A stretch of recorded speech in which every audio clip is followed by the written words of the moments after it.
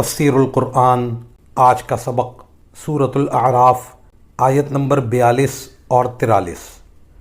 اعوذ باللہ من الشیطان الرجیم، بسم اللہ الرحمن الرحیم۔ والذین آمنوا وعملوا الصالحات لا نکلف نفسا الا وسعها اولئک اصحاب الجنة هم فیہا خالدون۔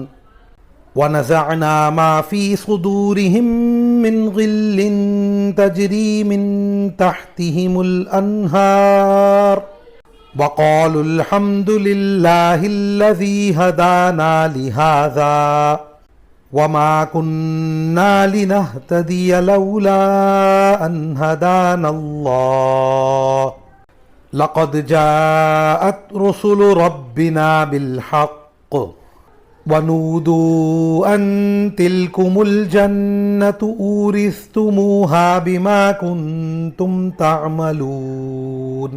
ترجمہ: اور جو لوگ ایمان لائے ہیں اور انہوں نے نیک عمل کیے ہیں، یاد رہے کہ ہم کسی بھی شخص کو اس کی طاقت سے زیادہ کی تکلیف نہیں دیتے، تو ایسے لوگ جنت کے باسی ہیں، وہ ہمیشہ اس میں رہیں گے، اور ان کے سینوں میں ایک دوسرے سے دنیا میں جو کوئی رنجش رہی ہوگی اسے ہم نکال باہر کریں گے۔